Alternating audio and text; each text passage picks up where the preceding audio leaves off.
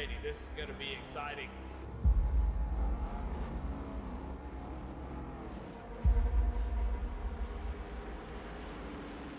And the guy restarts up to go. Green flag is out and we're underway.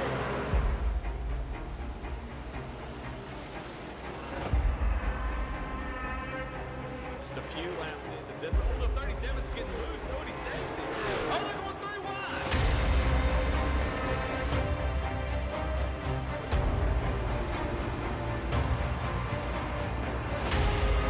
We've got a 5-way fight for the win of this race coming to 4 laps to go.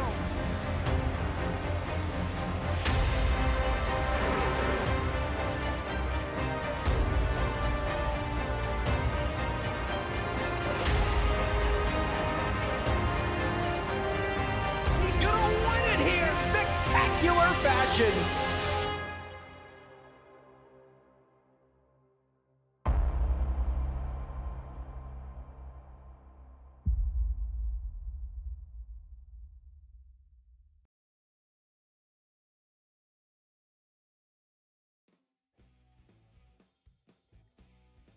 Welcome back to the Goat Locker Racing INVETS Grand National Series, where tonight, as we approach the halfway point of the season, these drivers will battle around Phoenix. I'm Sky Shrek. I'm joined up in the booth tonight by Dave Regal and Skylar Daly, and tonight we are at Phoenix Raceway. Tell us a little bit about it, Dave. I'll tell you what, Phoenix Raceway, after the reconfiguration, has become one of my favorite tracks. This track is exactly a mile long, and it has 8 to 11 degree progressive banking through the turns. To me, the exciting part is those straightaways. When you come off of turn 4, it's a long turn for turns 3 and 4, and there's a dogleg cut right into the middle of the racetrack. We're going to see a lot of drivers use that, especially if they need to gain that, extra 100th and sometimes 200th of a second to get caught up to that driver in front of them. So we're going to see a lot of different strategies as we work through this race tonight here in Avondale, Arizona. All things considered, Sky, this is probably my favorite racetrack on the circuit. Yeah, we're going to do 100 laps tonight, pit road speed of 45 miles an hour, 3 tire sets available for this race, 2 green-white checkered attempts, and 80% fuel for our race tonight around Phoenix. Track temp looking at 87 degrees Fahrenheit, so it won't be too hot out there. That 3 tire sets is 3 in the pits. You'll have 1 extra to start the race on the car. I believe we have points tonight, so we'll get those up for you here if we got those on who is leading the INVETS Grand National Series. Right now, it is a tie up front between Joseph McWhorter and Mark Whitley, as we're pretty much at the halfway point of this season now. Only about 2 races to go after Phoenix until we get to the playoffs. Levi McCarty, Wesley Burke, Chuck Sweeting, Judson Curtis, Ken Huber, Garrett Kinder, Barrett Morton, Frederick Seagraves Jr., the rest of your top 10.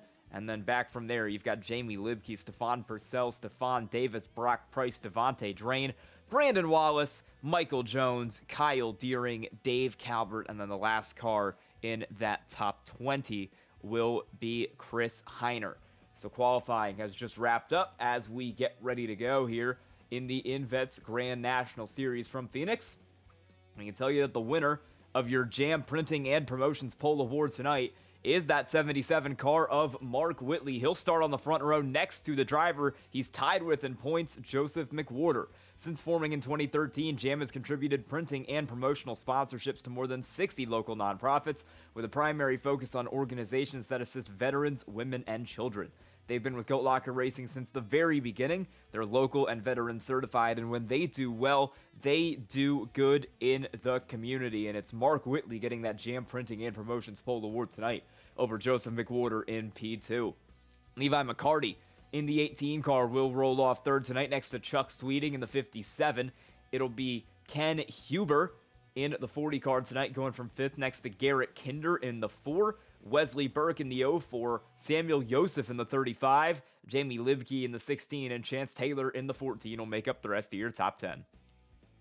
Rolling off on the inside of row number 6, going to be Stefan Purcell in the 92, alongside of Austin McGloin in the 54. Starting in 13th position, going to be Brandon Wallace in the 99 with Brock Price in his number 43 Chevrolet Camaro. Devontae Drain in the 33 rolls off in row 8 alongside Justin Curtis. And then in 17th position, the Toyota of Michael Jones in the 02, and Stephon Davis in the 09 has his Ford Mustang to the 18. Frederick Seagraves Jr. going to roll off in 19th with Kyle Deering rounding out your starting top 20. Starting in 21st tonight will be the 90 car of Dave Calvert on the inside of the 49 of Mark Barcelos. Christopher Heiner will go from 23rd in the 1 next to Charles Abert in the 7. Last two cars to take a qualifying time are in 25th and 26th. It's JJ Giza in the 64 and then Daniel Parks in the 71. Alan Smith, Daryl Whitford will be row 14 ahead of Chuck Feltz and Kevin Price. Rounding out your top 30. Last two cars on the grid for tonight's race will be the 78 of Armando Melgoza and the 44 of Gary Wright. And cars have hit the racetrack as we get ready to go here from Phoenix. We're going to get going here very shortly as the pace car is pulling in. You're going to have to go down this long back straightaway here, formerly the front straightaway at Phoenix, meaning the pit road is in quite an interesting spot here, and it makes for some pretty interesting race starts here as you've got to go down this whole backstretch without ever seeing the pit road. And Joseph McWhorter is immediately going to run Mark Whitley down, and we haven't even taken the green flag yet. These drivers around turns 3 and 4. It's Mark Whitley, it's Joseph McWhorter on the front row, and we are green at Phoenix. Green flag in the air as drivers come through the front stretch, and already some of them taking that dogleg as they dive down into turn number 1. We start to see some development here as it looks like Whitley gets loose coming out of turn 1. Wiggles going down the back chute. That's going to open the door for Joseph McWhorter, who goes side by side with him. The 18 of Levi McCarty now in tow. It's a three-way battle for the lead as they come out of turn 4, crossing the start-finish line, and again taking that dogleg here on the front stretch. I saw McCarty doing this a little bit in practice, but he loves to go all the way down on that dog leg there on that front straightaway. You're going to see him almost on the inside wall as the caution flies further back in the field. Looks like we've got Kevin Price in the 80 around in turn 1. And I think this is going to be, well, there was a stack up in front of him before he ever got there. You're going to see him. Yeah, he's going to try to dodge an accident here, and that's how he goes around. It was Jamie Libke in the 16, originally kind of involved in this. Maybe get a replay on that. Let's see here, Libke. He's going to make some contact, maybe some net code with Austin McGulkin in front of her in the 54. It was a very close one there for that 16 car, and then we'll get hit by Judson Curtis. Big hit to the wall.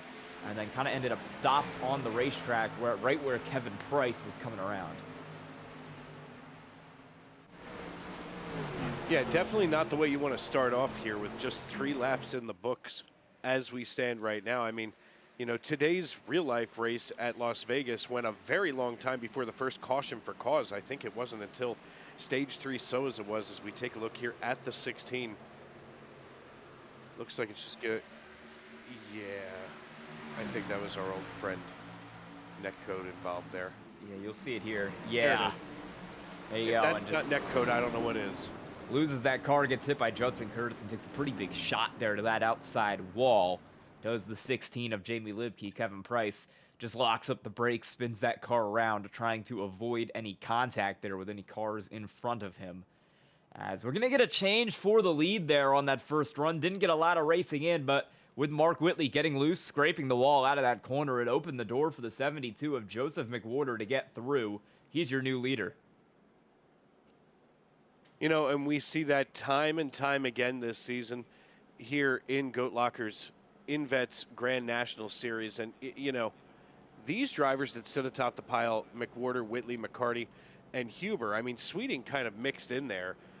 But, you know, Chuck Sweeting already up 12 positions. That can't be right. That's not even close to right. Thanks, SDK. Yeah, he started 4th. He's still sitting in 4th at the moment there.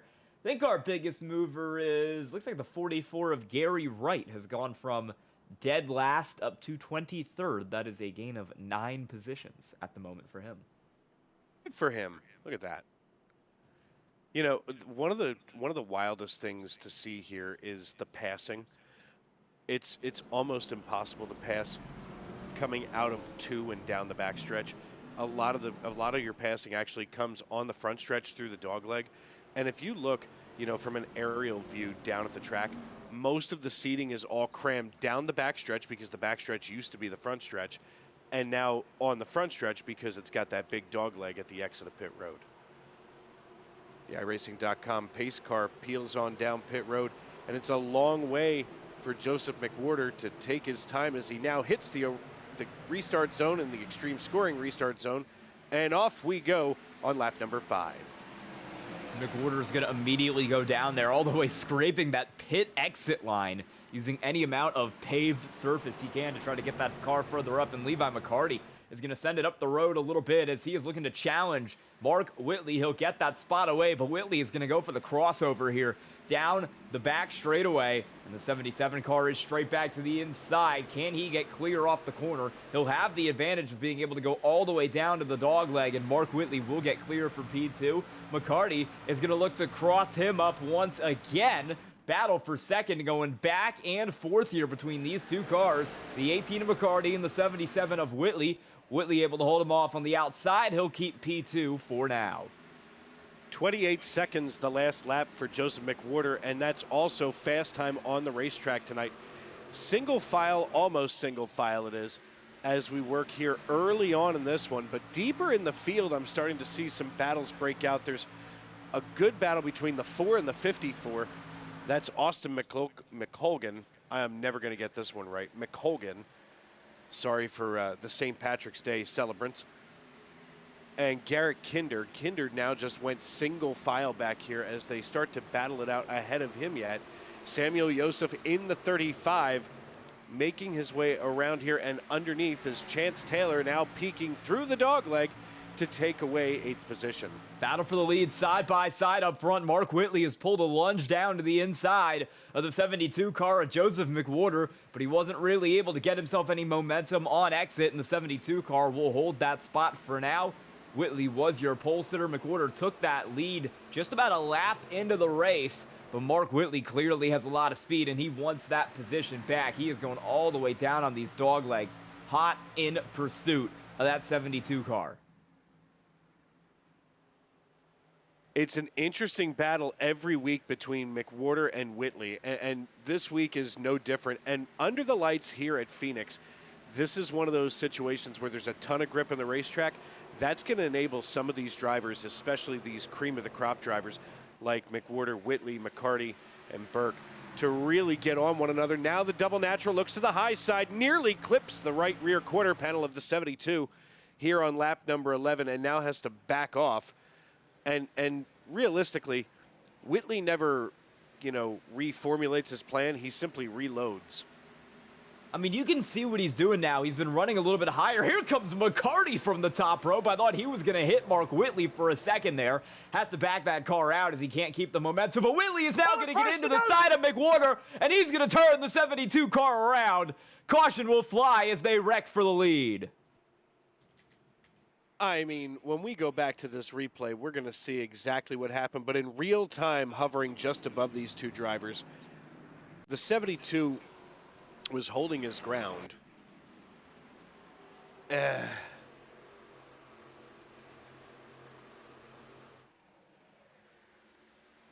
Maybe the spotter said he was clear. It was just a coming together there of those two cars, one looking low, one thinking he could keep going down kind of with Whitley in the blind spot there. And well, there's your end result, is Joseph McWhorter taking that spin very early on in this race. He's going to have a lot of time to recover. He didn't lose too many spots either, and I don't really think he's got any damage on that 72 car. It's falling back to P17 right now, so it's going to be a long way back up through the field, but if anyone knows how to pass cars and find his way back to the front, it is Joseph McWhorter. Yeah, a couple of times this season we've seen McWhorter get shuffled almost to the rear of the field. And there are times where even as a spectator, I'm sitting here thinking, I wonder if McWhorter purposely gets himself buried in the field so he can drive the rest of the way through, just to keep it interesting. He's going to have to keep it interesting here. He'll come down pit road here. I'm going to imagine he's going to get 4 tires on this car and just fill the tank up with gas and maybe make sure he's got a little bit of fresh rubber on that car, because spinning the car around like that is never good for your tires. Don't imagine he's going to take a faster pair here, and it doesn't look like he will. He'll get any residual damage he might have took banged out of that car. He'll get 4 tires on it, and he'll go back out. So he'll be at the back of the field, but maybe this will cycle around in his favor eventually. He'll certainly have fresher rubber to try and make it cycle around on the early part of this next run. And while we are under caution here in the INVETS Grand National Series, we would like to thank one of our partners. That is our title sponsor, INVETS. INVETS aids in transitioning to civilian life, focusing on job placement and finding the right community for veterans and their families to ensure their success and happiness. INVETS is a veteran nonprofit in the state of Indiana with the goal of bringing veterans to that state to live and work. They're obviously the title sponsor of the INVETS Grand National Series, and they've been around Goat Locker Racing since at least as long as I've been here. So they're a very long-time supporter of GLR, and we thank them for their continued support.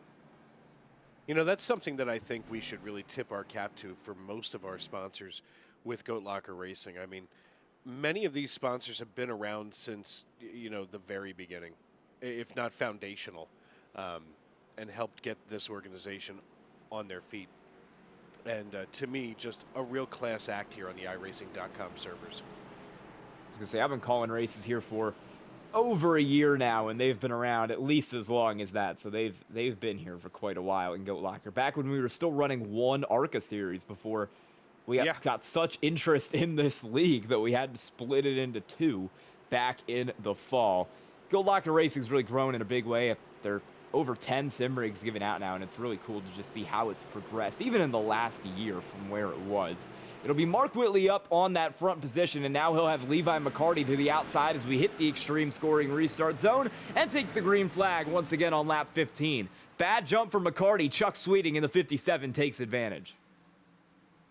Chuck Sweeting now trailing by just about 3/10 and a little bit more behind Mark Whitley. One of the things that I think we kind of devalue or undervalue is the amount of trouble that the 72 was giving Mark Whitley earlier on in this race, because it was keeping Mark Whitley's feet kind of on the ground, keeping all 4 of those tires on the asphalt. But he is going to be able to really step away from drivers like Sweeting, McCarty, and Burke as we get restarted here on lap number 17. I mean, you know, if he's not up there battling with Joseph whoa, geez.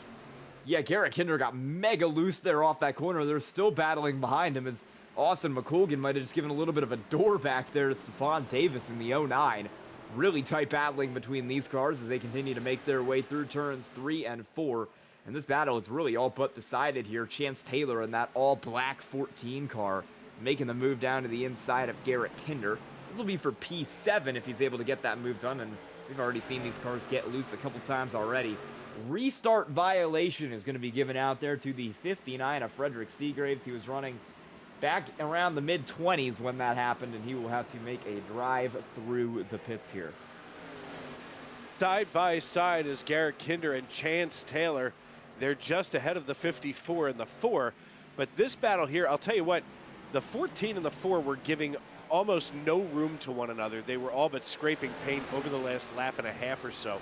And now it looks like the 14 of Chance Taylor from New Bern, North Carolina, starting to be able to get just ahead of Elk City's Garrett Kinder. Now they're still side by side in the 09 and the 54, Stephon Davis and Austin McColgan out of Tampa, Florida. So these 4 drivers are not ready to settle things up tonight. They're certainly not going to be put to bed early as we hit that 20 lap mark. 80 to go from right here at Phoenix Raceway in the INVETS Grand National Series live here on V-Speed. I want to thank everybody for making us a part of their evening. As we work here, it looks like they're still going to be duking it out. Oh, near contact between the 09 and the 54. Stephon Davis now backing off a little bit. Look at that, all the way down. You can kind of see the sparks fly as he makes that move down onto the apron to try and get his way around that dog leg a little bit faster. Stephon Davis continuing to battle back here in this 9th position, as Austin McColgan will get clear now on the outside, and this 54 will maybe look to mount a charge on the 4 of Garrett Kinder here. in just a moment or two. You can see in the background of this, that green and black car of Joseph McWhorter is already dicing his way back up through the field. We saw him, what, in the mid-20s when we restarted this race, and now he's got that car running up in P11 already. A lot of speed. And the 72 is Garrett Kinder is around in front of the field, and he is going to tag the 54, still spinning, and the caution's going to fly as he noses it back up onto the racetrack. Oh, man. I had that up on my screen as it was happening, and it was just the old hookaroonie here. Watch this as the 54 just catches that left rear quarter panel of the 4 of Garrett Kinder. Kinder, not a happy camper. Oy.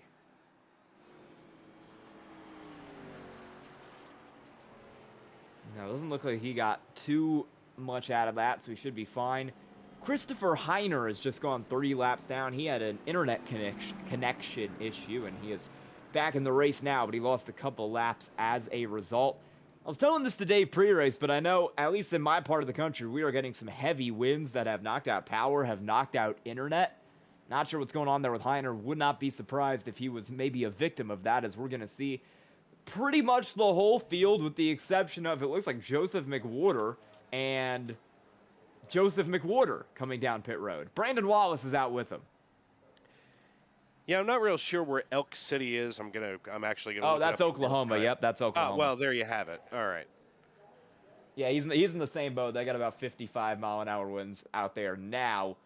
Peak today, I want to say it was peak today. Actually, have it up on my computer screen. 59-mile-an-hour winds. Huh. You know, you almost sound like somebody who does the weather on a regular basis. Almost. Yeah. Joseph McWhorter now cycling back up to the race lead, just ahead of Brandon Wallace. You know, this is the kind of stuff that we expect from Joseph McWhorter. I mean, he's going to have 10-lap older tires than the rest of the field, but he manages to cycle up to the race lead, which, you know, if there's anybody out on the racetrack with 10-lap older tires than the rest of the field and I still think could be competitive, it's Joseph McWhorter. He's just that guy. Yeah, no, he's got a ton of speed in this car. He's had a ton of speed in this car all season. I would not be surprised if he's able to... He could have a ton of speed in a Toro lawnmower. Yeah, I mean, I think he's going to be able to hold on. The tires are only, what, 10 laps old? I think he's got a pretty good chance to maybe not hold off Mark Whitley. That 77 has a rocket underneath him, but definitely hold himself in the top 5 here, as Austin McGolkin is going to get the EOL for that incident, and Christopher Heiner has dropped back out of the session. Yeah, hopefully that doesn't make its way to you, at least for the time being. It's been making its way here all day, I fear. Yeah, I saw your message that wind is rattling your apartment. Yeah, it's generally... You have a thunder and wind jacket? Generally what we would consider to be not ideal, but at least we're not on fire this time like we were when this happened last year at this time. Could be worse. Yeah, could be worse. I feel like any statement sounds great when you say at least we're not on fire. Yeah. As we get ready to go back green, it'll be McWhorter and Brandon Wallace. Joseph McWhorter has picked that high side, and he'll get off pretty well there in that 72 car. And Mark Whitley is going to immediately go 3 wide down to the bottom, but we don't make it into turn 1 before the caution flies for the 80 car of Kevin Price. And this is... Kevin this Price. is a weird one. This was before he hit the start-finish line. He just lost it on his own. The car just suddenly slammed on the brakes and he went around. I don't know if that was a gear issue or... If that's not, that's got to be, yeah, that's got to be a misshift. Gotta be. Yeah. Can I just say I kind of like that powder blue maroon look. It's a very throwback Phillies color. Yeah, you're good point. You're right about that. Happy baseball season. I'm about to get real annoying real fast for the rest of the year. There's no such thing as a happy sports season in Philly this year, I fear. No, I'm going to be miserable by about the second week. Let's go Flyers. Also, a miserable existence as a fan. Yeah. At least the Phillies start the year out with, the parade and the fanfare around Citizens Bank Park. But there you go. By about that second week, I'm going to be screaming hysterically. You get a little bit I of will joy be. in your life. Yeah, I will be in the ballpark on opening day. See, it's the Not good thing mad about about being in Oklahoma is I can show up to the Thunder parades and pretend I'm a fan. Right. I get to experience joy. Look, you had your Eagles parades the last couple of years. It's okay. I wish I got to go to those. All right. Well, we are still sitting under caution here with Joseph McWhorter in the lead. Chuck Sweeting in second. We'll see if anyone can challenge McWhorter once we actually get enough green flag laps for someone to really mount a run. But we can thank one of our partners here at Goat Locker Racing while we sit under this caution. That is Glove Station. At Glove Station, they are committed to providing quality gloves and protective gear for a wide range of your daily activities and jobs. From tinkering on home DIYs to working in industrial environments and everything in between, Glove Station has got you covered.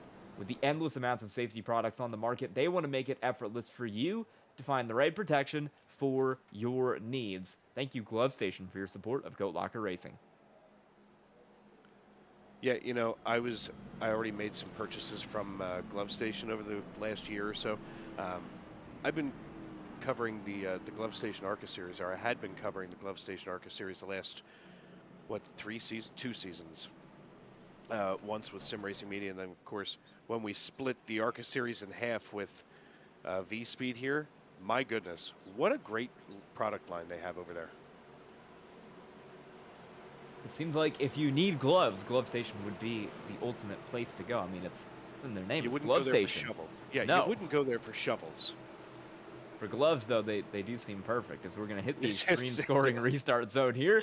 It'll be McWhorter, it'll be Chuck Sweeting on the outside lane, and as we get ready to go, it'll be another good jump for McWhorter. Sweeting is going to try to get this car down here, I think, so he doesn't lose a ton of time. Mark Whitley will look to do something similar.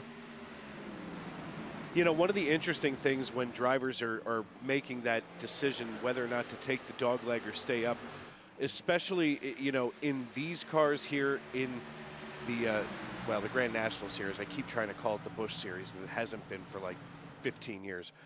But these cars don't have the independent suspension that the Cup cars do. The trucks are the same way, having that solid axle. So you risk upsetting the balance of your vehicle while you're coming through there and making the transition. As the 77 and the 72 go to battle it out again, they're door handle to door handle coming out of turn 2 and down the back chute. Good Lord. They wasted absolutely no time. Whitley's got And the better on 10 tires here. Yeah, but on 10-lap older, they made door banging. contact. They Whitley's on gonna- 10-lap older tires, the 72 is still out here giving him a run for his money. Whitley's going to slide job it off into this corner, and the 72 is going to get right back for the crossover down there to the inside lane. And as he is unable to take that spot, Wesley Burke was looking for third there for a moment. Burke is actually having some internet issues. I've seen him blink out of the race once or twice. He also has a large dent in the rear bumper of that car. Not sure where it came from, but you saw it on that camera view right there. Neither of those seem to really be affecting him as he is continuing to absolutely send it right now on this 57 car. Levi McCarty in the 18, he was up here in the top 3 not too long ago, and he's trying to rejoin this fight. Chuck Sweeting, that car in the middle of all this there in third on the better tires compared to Joseph McWhorter, and hungry for some positions as 99 of Brandon Wallace on that same strategy as McWhorter, already fallen back to P9, now P10 in that 99 car. You know, you almost have to wonder where McWhorter is going to fall to and hang with those drivers until we get through this cycle of tires and fuel. And maybe that 10-lap difference between his tires and everybody else's enables him to stay out longer or make that change a little later, that is. Of course, to get that advantage late in this race. I mean, right now we say late in this race. We're only 35 laps in. We've got 65 to go here at Phoenix Raceway. And I'm telling you right now, as long as he can hang around this top 7, that keeps him in full contention to go up and steal the lead.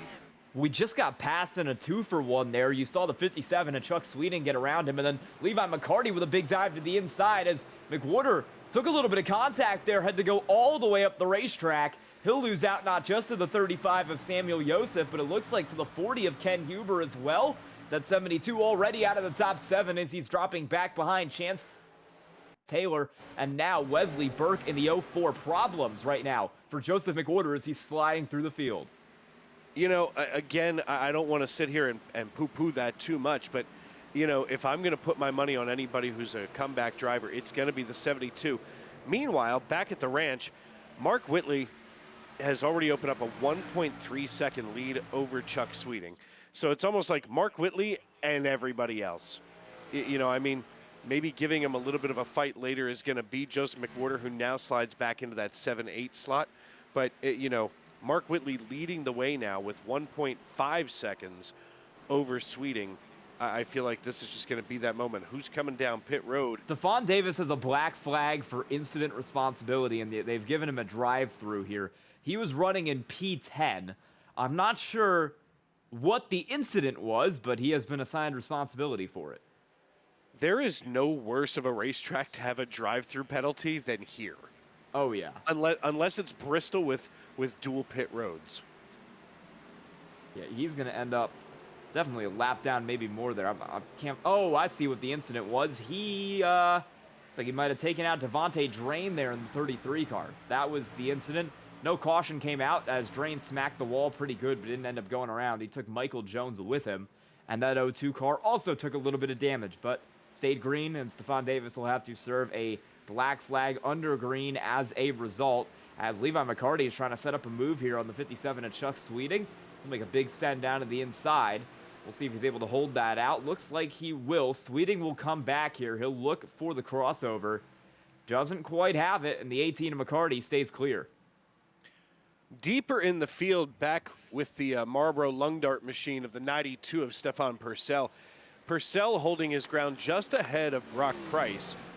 And I'll tell you what, this little three-car grouping between Brandon Wallace, Stefan Purcell, and Brock Price has got a pretty good battle here. I mean, you know, these three drivers we see oftentimes running around or near each other.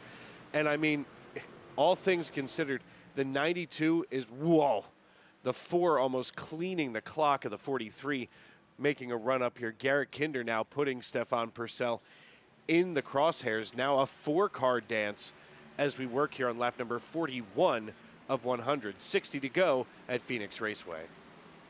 And we're battling up inside the top 10 as well, as you've got Samuel Joseph and Chance Taylor going at it a little further up the field. Taylor might have had to slide up the inside there, but he couldn't quite get the run going, so he'll sit behind Joseph for now as these two cars continue to race around your top few spots. We talk about Samuel Joseph a lot in the ARCA class because he is pretty consistently one of the best AM drivers in the series. He doesn't really race like an AM driver. You see him running up here in 5th right now in Grand National. That's around where he runs a lot of time in ARCA as well. That 35 car really gotten faster over the last year, and he's got a lot of speed right now. Yeah, you know, Samuel Joseph, to me, one of the most focused drivers that we have amongst these drivers, at least in the Goat Locker family of racing series.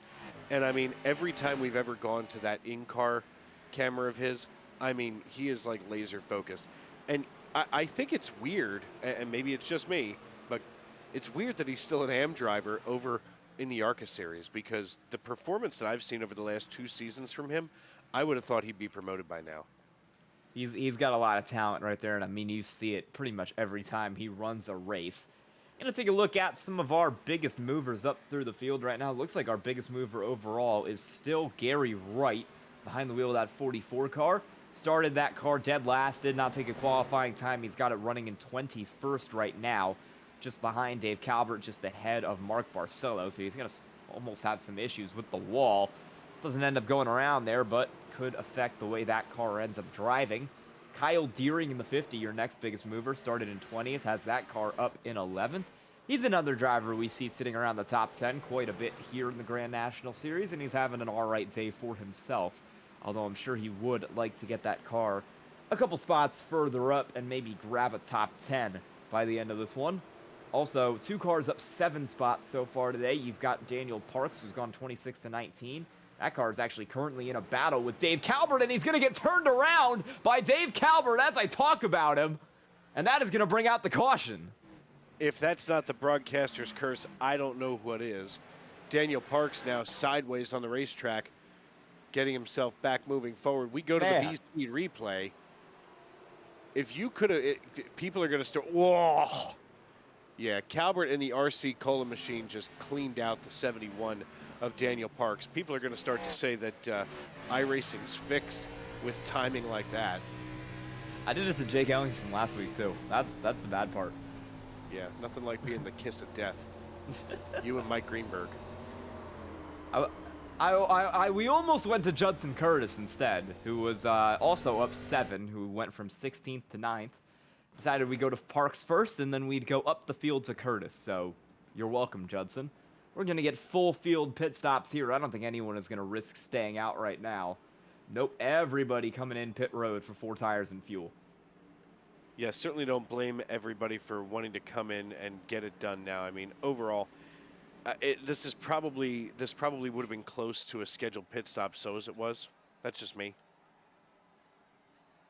Yeah, this is a scheduled pit stop. This is going to be right around halfway through the race, and these drivers will have, I believe, 1 change of tires left that I would expect to see around lap 75. Yeah, I would say 75 and then make that nice little 25-lap run. As it's going to be wholesale pit stops. Want to take the time to thank our friends over at MK Fire. At MK Fire Design, we believe every hero's story deserves to be etched in wood. From the thin red line to every branch of our military, we craft custom handcrafted flags that honor service, sacrifice, and pride. Honor your sacrifice today at mkfiredesigns.com. Every flag has a story. What's yours? So you can see the race off pit road here. Samuel Joseph is the first car out. It's 2 tires for that 35 car. Wesley Burke in the 04 also taken 2. Brock Price, I think, did a fuel only back there in 3rd. Mark Whitley, Levi McCarty are on 4, and then looks like everybody else is on 4 with the exception of Jamie Libke, who is in 6th on 2. Stefan Purcell in 14th on 2. Kevin Price in 19th on a fuel-only stop.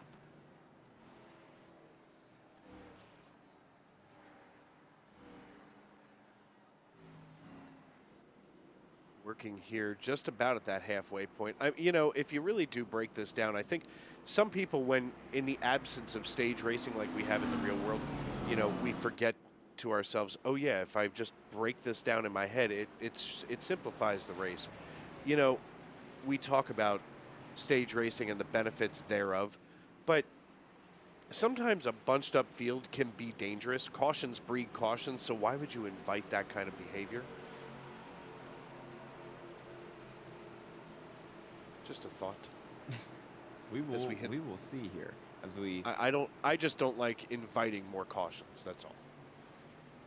We'll see if we can get some green flag racing. We've had a couple green flag runs as Samuel Joseph takes us through the extreme scoring restart zone, and we get back green. He's already got Mark Whitley all over the bumper of that 35 car, and the 77 is going to instantly jump down to the inside, not wasting any time as he tries to make his way around Joseph on 2 tires. And Whitley has a major run out of that corner. The 57 of Chuck Sweeting is around, and that'll bring out the caution. Joseph holds the lead. Strange, like it bred a caution. Well, he's going to get turned by Joseph McWhorter. Well, McWhorter might have also had some help. This might have been a bit of a stack-up. Yeah. McWhorter was kind of pushed by the 14. Actually, no, the 14 didn't hit him at all. 14 really? had his own problems. He got a little loose back there, Chance Taylor. No contact to the back of McWhorter. That was McWhorter just tapping around Chuck Sweeting. That might be an EOL for McWhorter. And if it is, he's going to have to go from the rear again.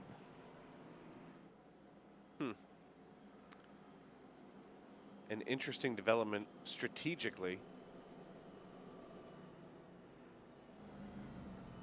I mean, McWhorter still hasn't, at least it's not registering as having been in since lap 13.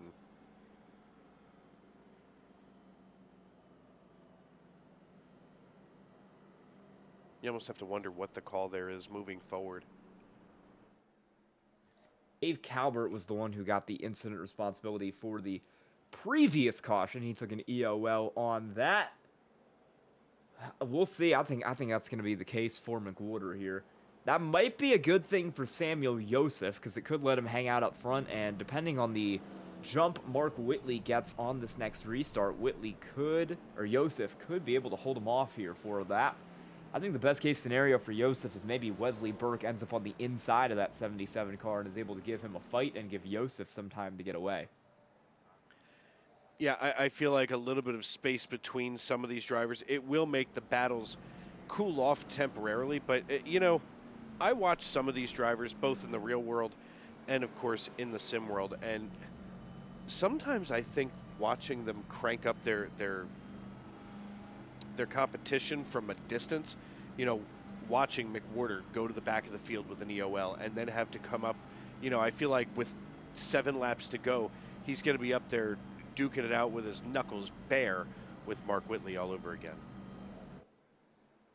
Wouldn't be surprised, but if he's able to get back up there, it'll take him longer. No race control decision has been made yet, and the lights on the pace car are out, so if it's going to come, it would have to come very shortly here, and it has not. By the way, just noticed this. I would like to give a huge shout out to the 59 car, Frederick Seagraves, rocking the Arizona Coyotes paint scheme tonight. 50. Not the Coyotes brand, but Coyotes colors on that car. Talk about a sad existence as a hockey club, huh? I have one of their jerseys. Fun fact. Did from like Goodwill, or did you pay full price for it? No, I got it for like $25 on eBay. As long as you didn't pay full price, because that would be really. I'd start questioning your sanity for that. It was $25 on eBay as we get back going. It'll be Josef once again taking the lead in the extreme scoring restart zone, but Whitley is going to dive right back down to the bottom, and he'll get clear before they even enter turn 1. So Mark Whitley will be your leader once again, as Wesley Burke is going to try to hassle Josef up here in P3. You've got McCarty behind as well, looking to get back up on that podium. The 04 of Wesley Burke starting to fade back behind Samuel Josef, and now, don't look, but Joseph McWhorter lining up right behind Samuel Josef. He's got, McCarty to the high side. He's going to split McCarty in the 04, nearly making contact, does McWhorter. They get some separation between them, and now the 72 moves into 4th position. Was that Ken Huber back there who just took a massive shot off the outside wall? That'll really slow that car up as these cars continue to race up here in your top few positions, and the caution will fly. Oh, we got Gary Wright parked in the middle of the racetrack here. He is going to have some help. Yeah, I don't want to tell him what to do, but you can't park there. Luckily, someone hit him. He got hit at the very end. Oh, it's the 09. Yeah, Stefan Davis turned him around. He was hit at the very end of this by Mark Barcelos. You'll see it right there. Netcode hit there as a little bit of an aftermath, but that sucks for Gary Wright. He was running a really good race, had gone from dead last up to the top 15, and just got turned around by Stefan Davis. You know, it almost looked like the 09 just knifed his way under there. Sometimes I think it at least from that perspective that I had, it just seems like he didn't give him enough time. Probably could have checked up and avoided that. But, you know, and we've talked about it many times on the air, one of the most thankless jobs in all of competition is to be the iRacing race control, because good God, that's just a tough job from start to finish. Yeah, you gotta be on it. You gotta go through it. There was still no decision issued on that last one, and they haven't issued a decision yet here, but I'm assuming if they do give one out, it will go to Stefan Davis for that incident as we continue to let him roll under caution here at Phoenix. Well, we can thank another one of our partners at Above the Yellow Line. Above the Yellow Line is a NASCAR podcast, social media outlet. They do a lot of NASCAR-related media. I believe I mentioned this during the ARCA race on Monday, but I'm in the TikTok creator Discord server, and TikTok staff have used Above the Yellow Line as an example of good content that we should all be making. So TikTok staff approved there for ATYL Media. I'll tell you what, Taylor Kitchen over there is fabulous. Actually, without her, I wouldn't have gotten in touch with Patrick or anything, you know, before my ARCA days here. But, I mean, the work that she puts in I mean, it's legitimate work. Like, and she makes it look easy, but there's a ton that goes on behind the curtain.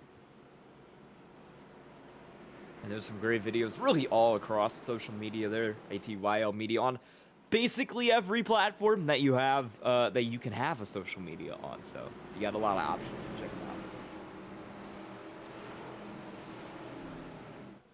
We'll get back going here shortly. The pace car will pull in.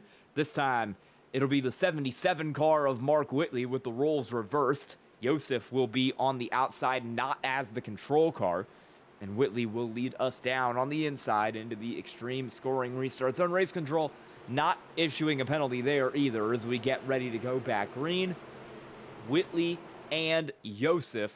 And Whitley gets another great jump down there on the inside. He blasts off back across the start-finish line. Levi McCarty will get second place back pretty quickly. And we're going to go 3 wide here for third. Wesley Burke is the advantage on the inside. He's got McWhorter and Samuel Josef up high there. We're 3 wide for multiple rows back here in the top 10. Josef will back out, and it looks like McWhorter is going to get the best of that. Goes up to third here at Phoenix.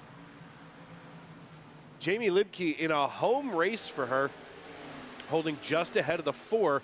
Good Lord, this is a knot of cars that, to me, needs to be untied. Oh, washing up the racetrack is the 4 of Garrett Kinder. And now Kinder makes contact, but the 16 slides Jamie sideways. She holds her ground and now comes across the nose of Kinder.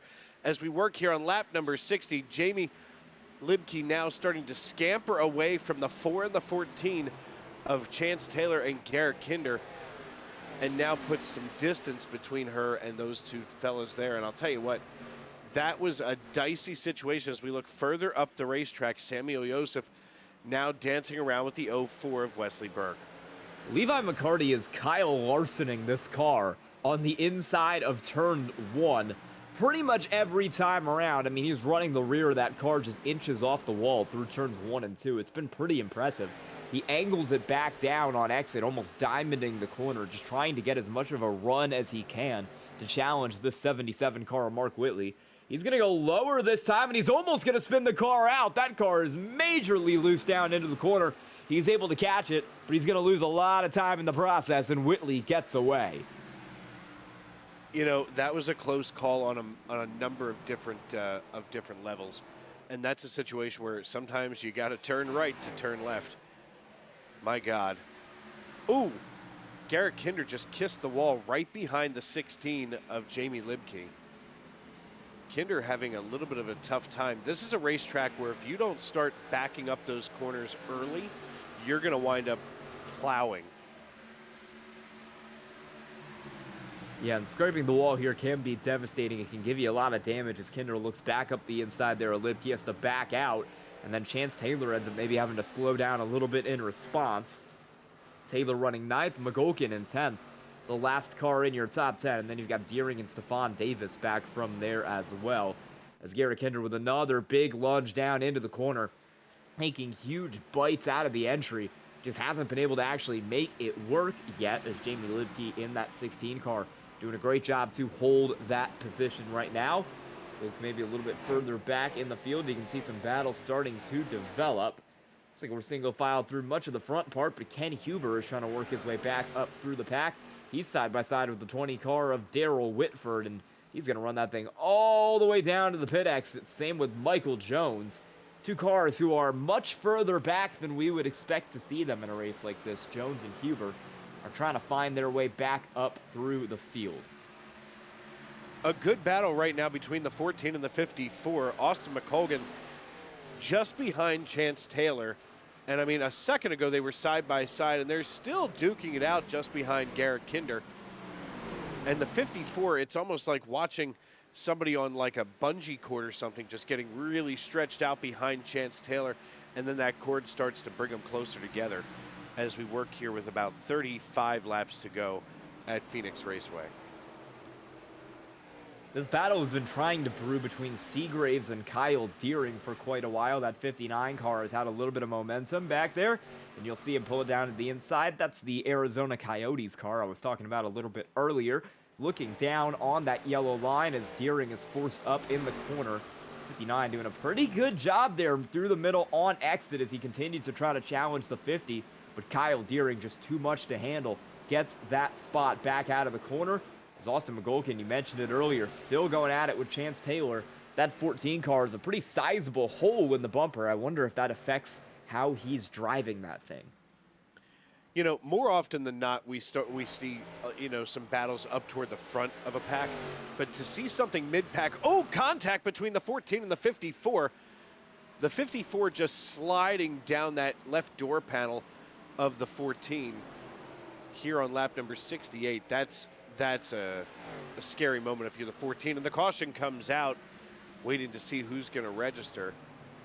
As Michael Jones and Darrell Whitford, that Jones. battle we were watching just a couple laps ago. Well, Whitford's going to automatically tow. This was not a good end for him. It's a pretty big hit for both cars here. You'll see it. There's just a coming together on exit. Jones coming up into the side of Whitford, turns that car around, and it goes head on into the inside wall. Nasty hit there for the 20. Yeah, the 0-2 maybe not as bad, but still out here on the racetrack. No sponsors on the 0-2. Kind of strange. He's looking for some. Your business here. Yeah.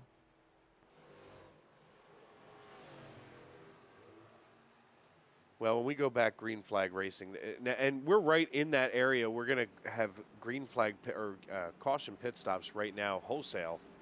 Looks like the only drivers not coming down is going to be Austin McColgan and Daniel Parks. Stefan Purcell, Brock Price, and JJ Hisa? AJ Gisa behind the wheel of that Gisa? car. Yes.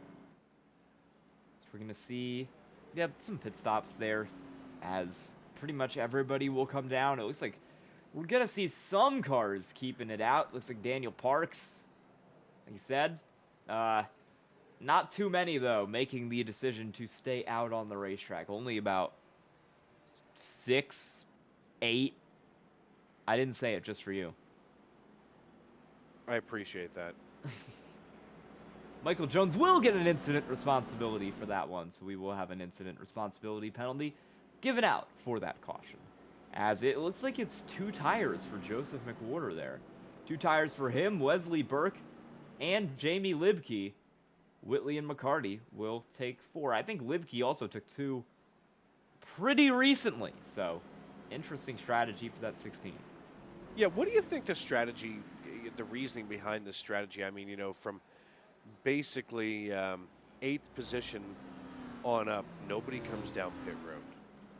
Yet the rest of the field does. Saving the tires? You still got 1 set left, so let's say we had a caution 15 laps from now. Seems like we've had cautions, you know, 10 or 15 lap intervals. Come down, get some tires on it. If it goes green to the end, you might have a shot at the win. If you're a car deeper in the field, that might be your best shot at it. It just feels like a boneheaded move, but I mean, you know, maybe somebody's gonna make me eat my words, which would be fine too. I'm not mad if I'm wrong. I have questions that need answers.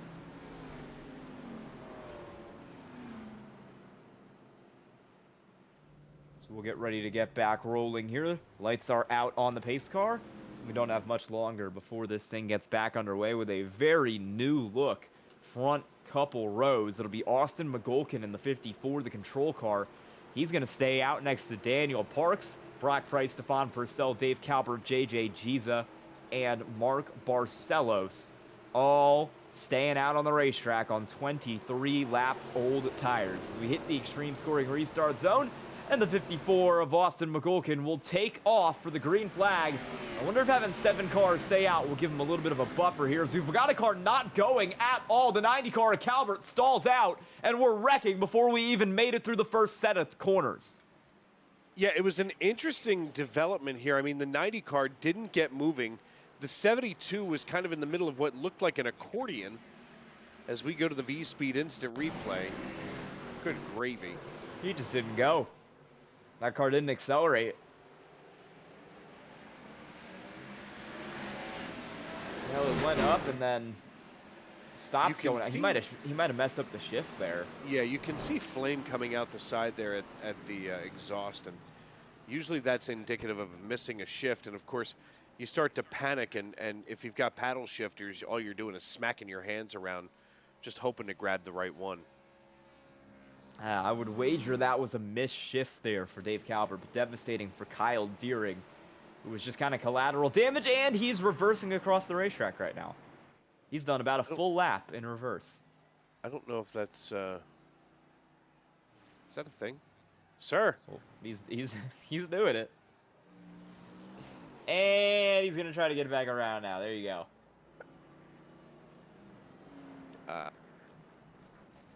Why? Why was... All right. It's fun. I mean, I guess so. Unless you're really trying to get yourself suspended. Is he... I'm not sure why he's been caught behind the pace car here. Maybe it's because he didn't take the flag before the caution flew? Cross the start-finish line in reverse? You know? I don't know. He was running up 15th or so when that happened, so... Not good if he's going to have to go a lap down here. That's for sure. Probably hoping that pace car will let him go, but... I don't know. We'll see. Those 6 cars who did not pit last time are going to stay out, with the exception of Calvert, who obviously missed that shift, had that big moment. He will come down, he will take service on that car, and he will presumably use his last set of tires. Well, I guess this is one of those wait-and-see situations. 76 laps in the books. 25 to go now. And in those 25 laps, I'm thinking we're still going to have at least 2 more cautions before we see the checkers tonight.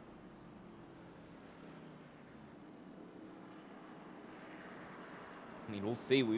We've had some green flag racing here at multiple points tonight, so I wouldn't be surprised if we're able to get some here for a decent amount of laps towards the end of this one, as we continue to just hang out under the caution flag. Kyle Deering will get an EOL penalty, and Dave Calvert will also get an EOL penalty, so I'm not entirely sure how Kyle Deering got one, but he did.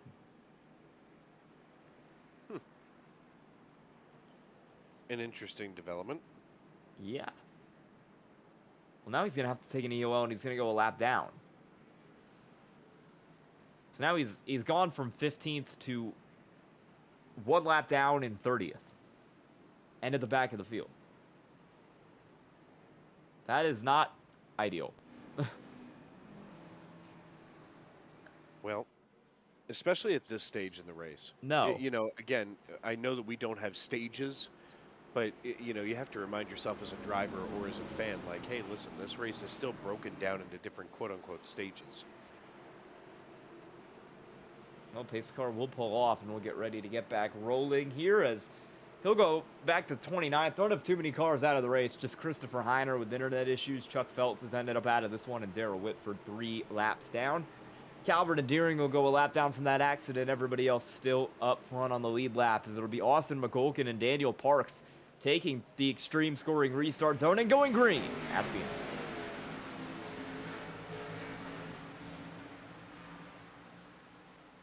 Starting to step away out of nowhere is Austin McColgan, who put some distance between himself and the 71. Up, and just kidding. Caution. Yep, caution is gonna fly. This one's going to be brought out by Frederick Seagraves Jr., the 3rd. Taking a look here at the 59. Hey, no, it's not just him. It starts way back here. Ooh. With Jamie Libke in the neighborhood. So we'll figure this out here. Oh my god, they're about 4 wide. It's a nasty hit for Price and Seagraves.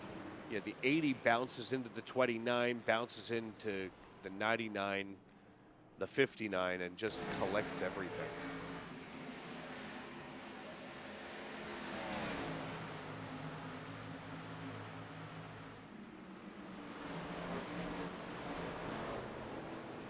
That is probably the biggest wreck we've had all day there.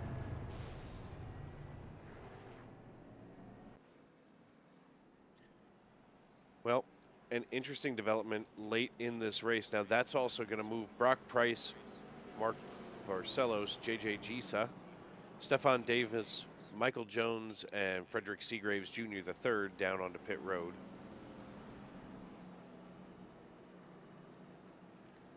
Those are all the cars who stayed out, cars involved in that accident. It looks like it's just going to be McGolkin and Parks up front now. Their buffer to the cars behind them rapidly disappearing. They've got Stefan Purcell with them as well, but Joseph McWhorter has already kind of gone around those cars, so it's going to be a big test if they want to keep this thing up here. Well, McColgan has led a reasonable amount of laps tonight. Coming from as far back as he did. This isn't a bad time, but after 10 cautions and 6 lead changes, you got to start to wonder, are any of these drivers looking to just get settled? We'll see. I think if you're one of these cars up front, you would certainly like a little bit of green flag running here if you're McWhorter, McCarty, Mark Whitley, because you want to race this out. You want to be able to pass some cars and pass these cars who are still just kind of hanging out up here on old tires.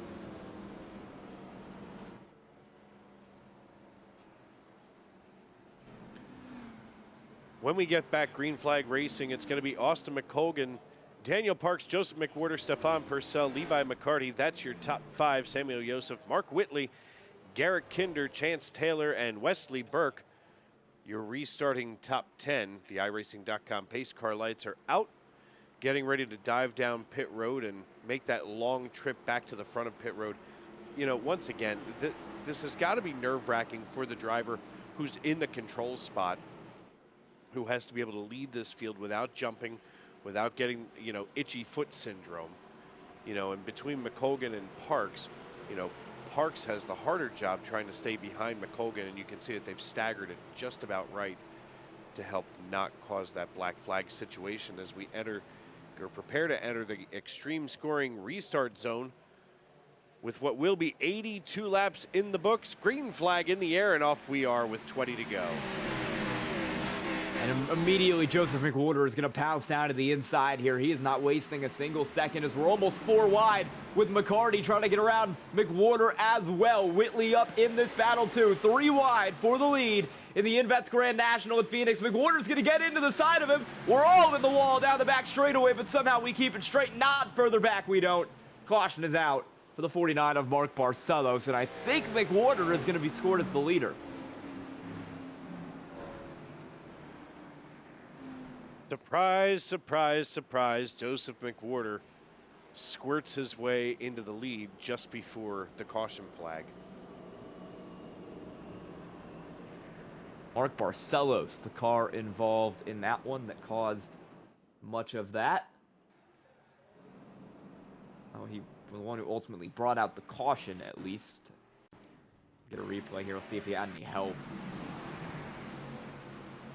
Yeah, he had more than a little bit of help from Frederick Seagraves. Yeah, you don't get Frederick Seagraves again involved. Oy, yeah.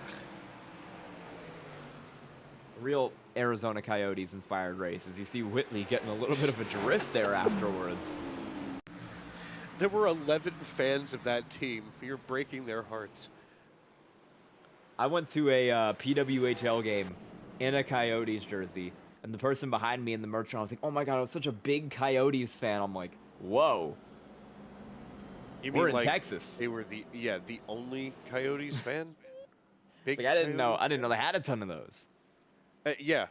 You know what? Mike Golick used to tell a story all the time that, like, his second home is out in Arizona. Actually, I think it's now his primary. But anyway, when the Coyotes came into the league, him and his wife used to take the kids out there because they were so terrible that they could barely give tickets away. So it was just an economic place to take their kids. I grew up as a process Sixers fan. I mean, come on. I was at those games all the time. It cost like $7. My parents were like, yeah, that'll shut her up for a night. Yep. Look, I'm here to tell you there was nothing like being dropped off at the ballpark with $20 in Reading for AA baseball. Heck yeah. I am a big... Here over the summer, right? We're going to Bacon, USA. I am. I'm trying to. I'm trying to get out to an Iron Pigs game. I am a big minor league baseball fan, I will say. I do have an OKC Comets ticket rep who has been blowing up my phone trying to get me to buy season tickets. I desperately want to go to a Montgomery Biscuits game. Ooh. My favorite logo in all of minor league baseball. Yeah, I just go. They do college Thursdays. It's like $10. You get in. Yep. It's $10. You can seat down to the third baseline. You can usually move up a little closer because they ain't like these places. They don't minor sell league out. baseball. Yeah, it's AAA baseball in Oklahoma City on like a Thursday. On a Thursday night at 6 p.m. You're chilling.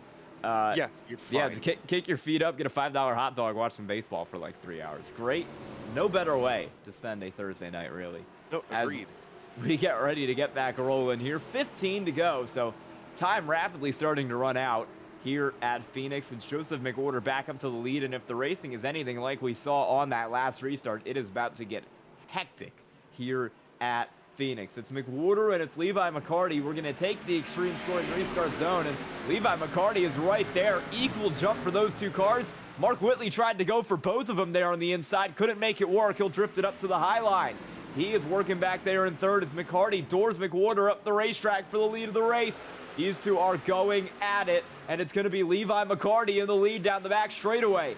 Can McWhorter cross him up? But we're going to wreck at the back first. Devontae Drain is around into Judson Curtis. I'm not sure how this isn't a caution because they are all wrecking. They're wrecking. We have about They're all 8 cars still pointing around. the same direction. And now it's going to there's the fly. caution. That has to be a manual caution because they were all just below the yellow line. Yeah. And that's the end of Mark Barcelos. That car is trashed. Yeah. I don't think Barcelos has a fast repair left tonight. Well, there's the initial. That's Devontae Drain. I believe that's Alan Smith. A couple other cars. And then some cars are still racing because it's green. Some are slowing up because there's a wreck in front of them, and it just triggers a melee a little further back. I mean, that kind of developed slowly, but everybody was pointed the right direction, so that's why iRacing didn't throw the automatic yellow flag. And as long as you get below the yellow line, it also won't throw the flag. Yeah, just a weird wreck that has kind of hurt a lot of cars there as a result. I think we'll definitely have a few out of the race from that, for sure.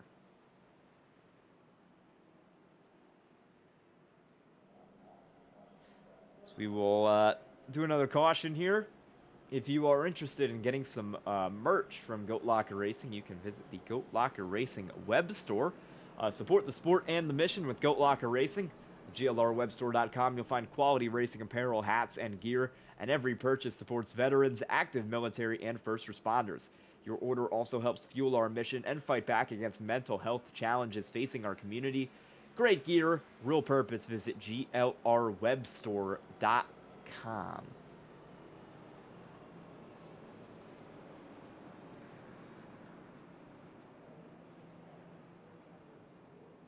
Taking a look here, just 12 cautions tonight. Just 12 cautions with 11 laps to go. Well, will be 11 laps to go. Good God. You know, it's one of those situations where I look at it and I think, if this was a longer race, would people be less aggressive? But I feel like in this league, when somebody makes a mistake, at least here on the racetrack, we don't see bad things happen like this very often, or bad nights like this where we're, in a caution festival. And this still isn't bad. It's not like we're at Martinsville in a public server.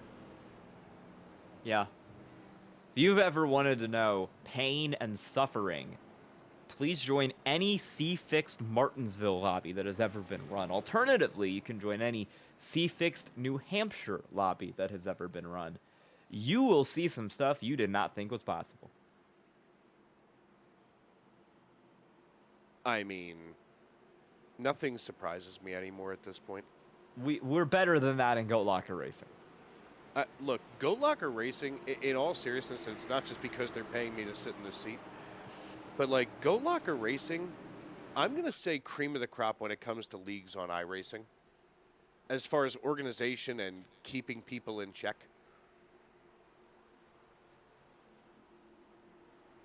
Yeah. I mean, we've got consistently good racing every week. We get consistently good production every week. It's always a great time out here in GLR. It'll be 10 to go as Levi McCarty and Joseph McWhorter take the extreme scoring restart zone, and we will take the green flag once again.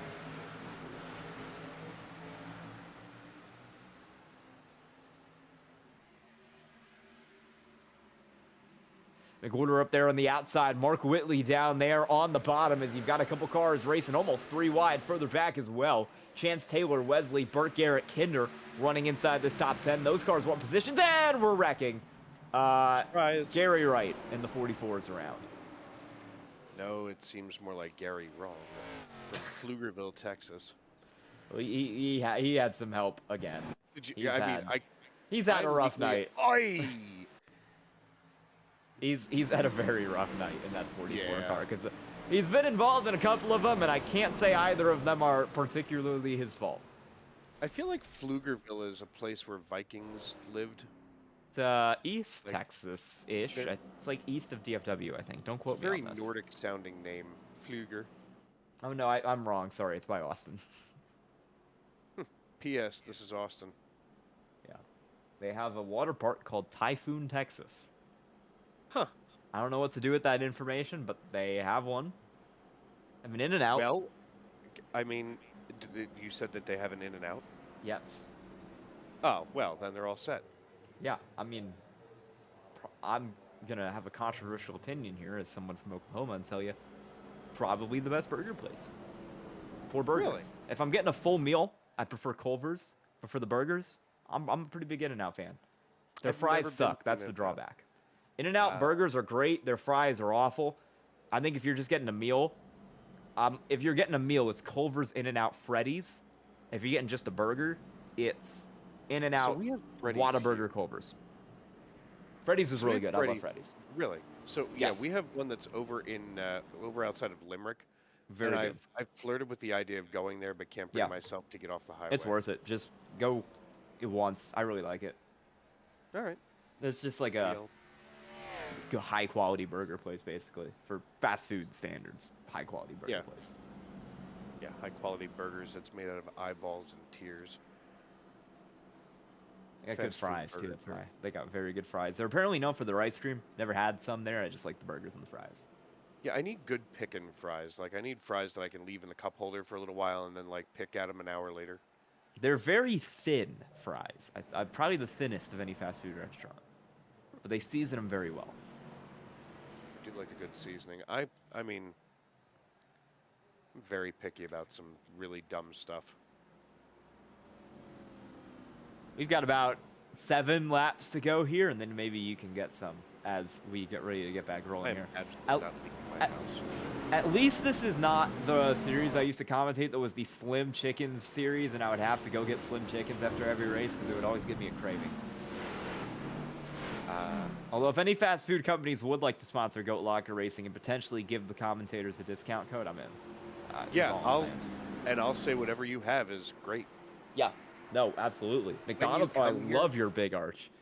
Right? When you come up to the Pennsylvania area, you've got to check out Assad's Hot Chicken. Interesting. It's amazing. We're going to get 6 to go here. So it's Levi McCarty and Joseph McWhorter up on the front row. These two will take the restart zone and will go green once again. We'll see if we can get some green flag racing here down to the end of this one. McCarty immediately down onto the apron, hard charging. McWhorter with him. None of these cars really want to give anyone else an inch. And when the racing's been green, it's been electric as Mark Whitley sits in third. He knows he needs to get by both of these cars if he wants to go from pole to the win here tonight. But McWhorter and McCarty are going to be 2 tough customers to get around as we take 5 to go. And as the caution flies, the 04 and the 14 were just heating up. And Austin McColgan is the caution. He is. Thanks, Austin. P.S. He's also going to get some help here. It's going to be contact with the 64 of JJ Giza. Giza bounces it off the outside wall, comes down the track, hits the 54 car of McColgan, and then McColgan is turned around into Dave Calvert. Overtime! Yeah, it's not that time and a half kind of overtime that's not taxed. This one is taxing. Is that caution number 14 tonight? It's fabulous. It's not very often, though. And this will actually trigger, it's not going to be overtime. This should be a natural green-white checker. If I'm doing the math right. Well, we'll see. It's going to be tight. We're at 4 to go right now. If the lights turn off next time, we'll get a natural green-white checkered. Otherwise, we will use one of our 2 green-white checkered overtimes here on the night.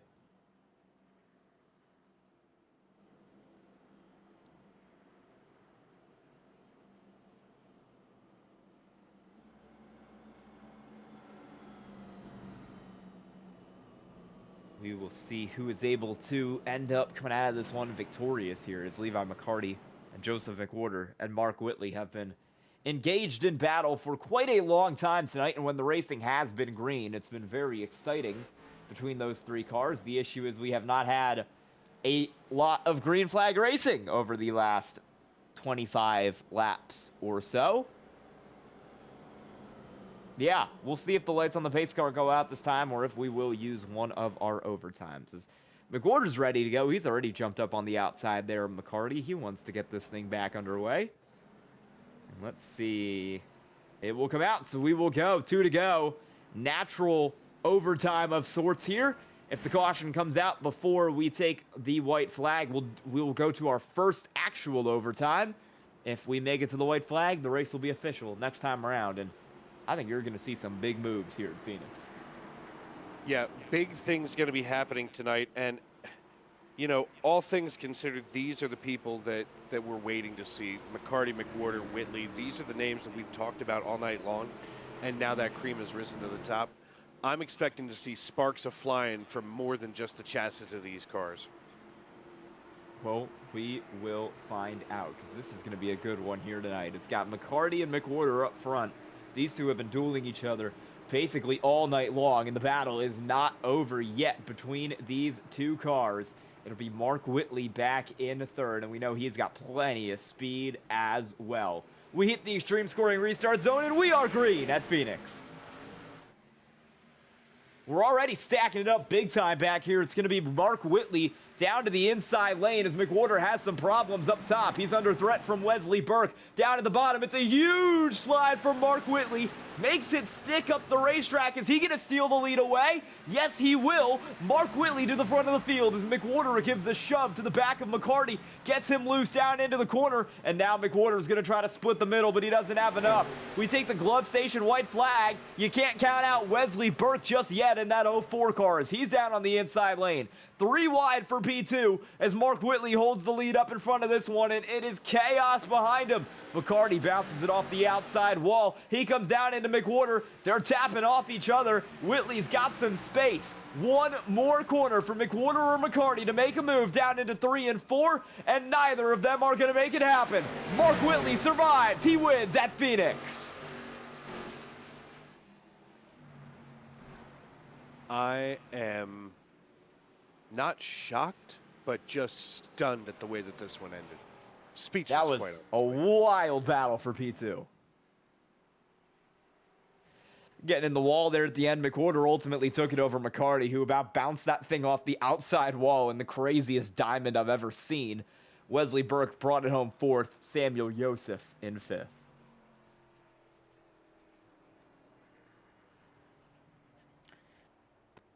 We're going to let you listen to Mark Whitley burn it down here real quick.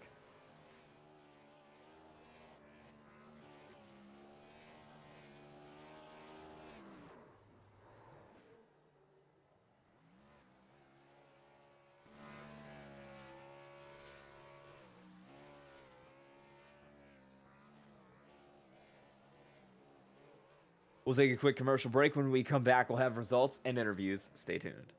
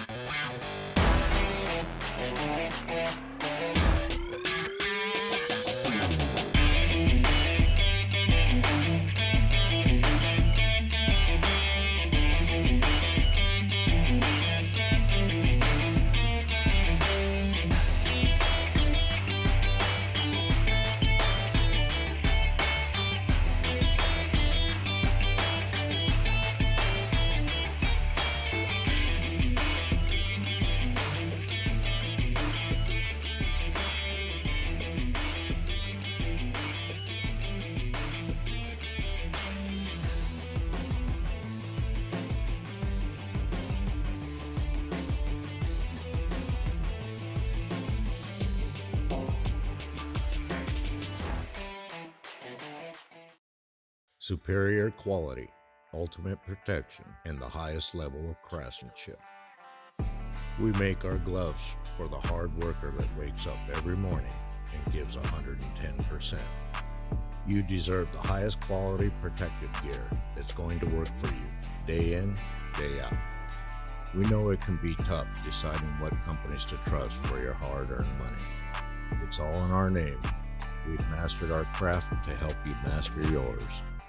We make our gloves rugged, durable, and designed for you. Whatever the job is, we have you covered. We are your glove station.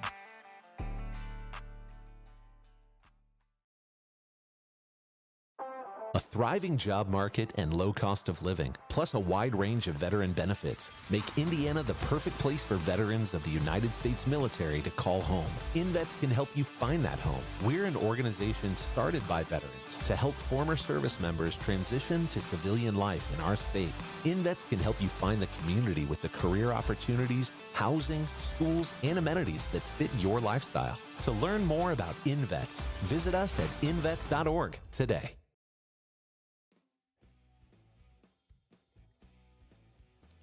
Welcome back to the INVETS Grand National Series. We'll take a look at your finishing results here from your race at Phoenix. Mark Whitley is your winner tonight. Joseph McWhorter second. Levi McCarty P3. Your top three finishing in the same position they started from. Wesley Burke, Samuel Yosef will finish P4 and P5 respectively. It's Chance Taylor in P6. Chuck Sweeting, Brandon Wallace, Jamie Libke, and Frederick Seagraves Jr. your top 10. As we move on here, McColgan is going to finish in 11th with Michael Jones in 12th, Daniel Parks in 13th, and Stefan Purcell in 14th. Kyle Deering finishes in 15th with Melgosa finishing in 16th, Dave Calvert in 17th with J.J. Gisa in 18th, Kevin Price in 19th, and rounding out your top 20 is Stefan Davis. Finishing back from there on 21st tonight, we have Brock Price. Garrett Kinder will be your first car, one lap down, and then back from there it's Alan Smith, Gary Wright, Mark Barcelos, Charles Abert, Devontae Drain, Judson Curtis, Ken Huber, Darrell Whitford, Chuck Feltz, and Christopher Heiner. All various amounts of laps down. We will pull up into the booth your race winner here, the 77 car, Mark Whitley. Mark, how you doing? Doing pretty good. Long time no see. It's been about 6 days since I was talking to you up here in the booth. So walk me through those last two laps there and being able to get it done. Honestly, I was like telling my spotter, I was like, I was kind of content running third. I knew watching how Levi got by Joe, I was like, well, knowing Joe, I'm sure he's going to have something to say about that. So I kind of just let them two race each other. I figured something would happen. And I think on that last restart, it looked like they were playing cat and mouse games, and I timed it damn near perfect, and just got up under Levi and went up under, just shipped it into turn one on the apron a little bit down there, kind of like New Hampshire, and it stuck pretty good. I slid up a little bit, tried to make sure I gave him room, and I don't know if he just got loose in the second lane there, but I was able to clear him. And after that, it's just run as hard as you can without overdriving it. And we got white flag, and I ran the bottom because I didn't want anybody to get up under me and possibly move me. So I was a little worried that somebody might get a run off of two, but we were able to get a good run, and had a big enough lead on Levi. I didn't have to worry about him shipping us off into three or anything. So it's just the perfect restart at the perfect time, pretty much. Hey, Mark, my power went out right after I asked you that question, so forgive me if you've already talked about this, but you mentioned, or we had a lot of cautions tonight, 14. How does that affect the way you drive? Yeah, it really, you can't get in the groove. We had a couple runs there where, it was a decent number, but then down there at the end, it's kind of hard. You're just restart, and you're just trying to make sure you get as good a restart as you can. But like the first two, when I was running third, I didn't really get a great restart. But like I said, I was just trying to kind of let them two have their own space because I knew it might get ugly. So that third one, I just said, I tried to time it, and I timed it perfectly with them kind of playing with each other, and it just worked out in our favor. All right, who do you have to thank tonight? Well, yeah, first, all the league sponsors here. Without them, we wouldn't be here. Lincoln Tech, Save 22, the Indiana Department of Veteran Affairs, INVETS, ATYL, just everybody helps put this league on. My personal sponsor is Brantley over at Harpoon Design. He's been putting in overtime, getting all these Ram trucks done. If you Want a new paint job? Check them out at harpoondesign.com. My other sponsor, Jawa.gg. They're the one-stop shop for all your gaming needs. They got the best online marketplace for gamers with all the craziness going on right now in the PC marketplace. So check them out. All the guys that tune in these broadcasted races, appreciate y'all. At home, shout out to you guys putting on a great broadcast. Should be fun to go back and watch. All right, congrats on the win tonight, Mark Whitley. We're going to send it over to Dave Regal while I figure out how to get my power back on. Good luck. And as we look here, Joseph McWhorter. Hey, Joseph, it's Dave up in the bro. And let me see if we can get Mark down and Joseph up. Hey, Joseph, it's Dave up in the broadcast booth. You got a copy? Yep. Listen, a rough night not being able to close the deal with Whitley again. I mean, you two guys seem to be going at it week after week after week. And, you had a pretty rough early segment of the race, but managed to battle back. What's it like getting through traffic week after week when bad things happen? I mean, sometimes it's easier, sometimes it's not. Tonight, everything was kind of just all over the place. Made a mistake and was expecting Mark to go a lot lower, and I started to chase him down, and all of a sudden he stopped going low, and I hooked myself, so just put ourselves behind the 8 ball. But yeah, just drove hard. Kind of aggravated, to say the least, with a particular driver, but just sucks that you can race people clean, and I mean, given the opportunity, they just clean you out. So, not that I'm surprised or anything. Yeah, I mean, it was still a great performance for you in the 72, but, it is what it is this, at this stage in the season. I mean, you've already got, your playoff ticket punched. You're good to go for that. Before we cut you loose, who do you need to thank and who helped you get it done tonight on the 72? Yeah, I need to thank Outlier Speedco. Go check them out at outlierspeedco.com. Johnny and the boys have been building really good stuff. Just got up done a little while ago with the B Open win. They got a car that is just ripping fast this week. A lot of wins this week in B Open, so go check them out at outlierspeedco.com. Wreck Hammer Racing, go check them out at wreckhammerracing.com. Fire suit, shoes, helmets, you name it, they've got it. That's wreckhammerracing.com. You guys at V-Speed for putting on the broadcast, and the admins for the hard work. And I'm not looking forward to Dover. Hopefully we can just limp through that and then get into the playoffs after, Michigan or whatever. So don't expect much out of me next week. Alrighty, well, listen, we appreciate your time, and we will see you next week, whether we expect a lot out of you or not. So thank you, sir. Thanks, sir. And that, of course, the voice of Joseph McWhorter, and last but certainly not least, Sky Shrek, I believe you have with you now Levi McCarty. Yeah, Levi, how you doing? Hey, man, what's up? P3 tonight, you looked like you were going to get it done for a while, but ultimately slipped back through the field at the end. Can you walk me through that? Yeah, just a bad restart. Kind of blew it there, messing around with the 72. Yeah, just lost focus on who was behind me and really blew the race. That'll happen.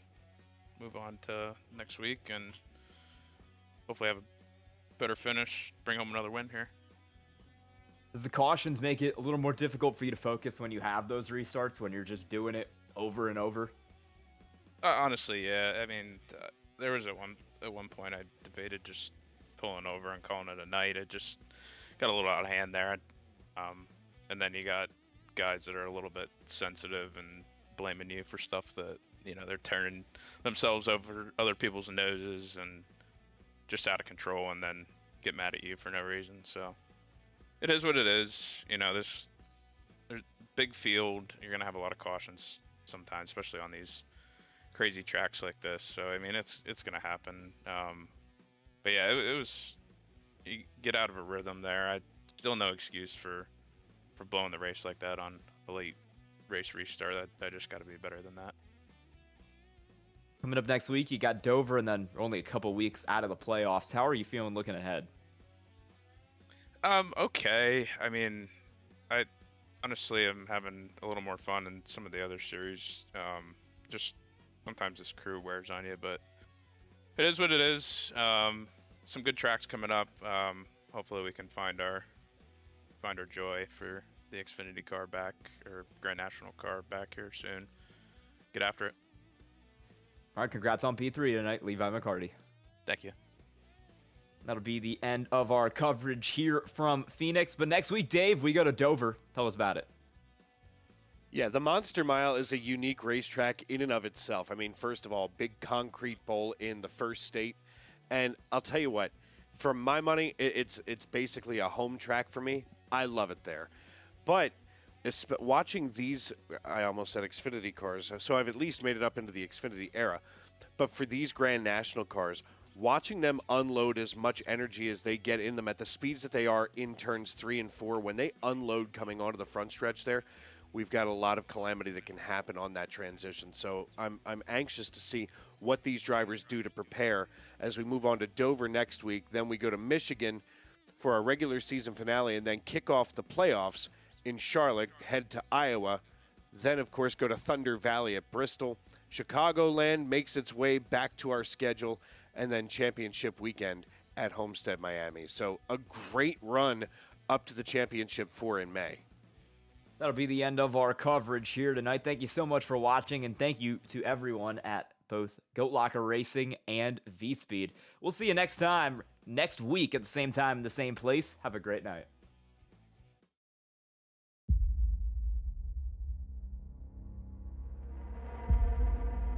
I hope you're ready. This is going to be exciting.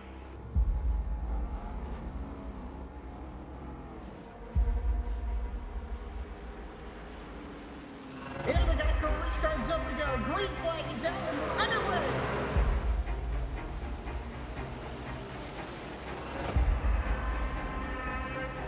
Just a few laps into this. Oh, the 37's getting loose. Oh, and he saves it. Oh, they're going 3 wide.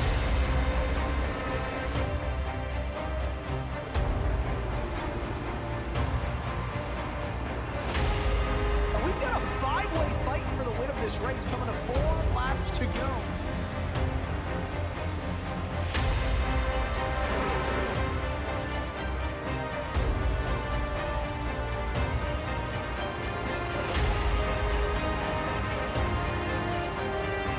He's gonna win it here in spectacular fashion.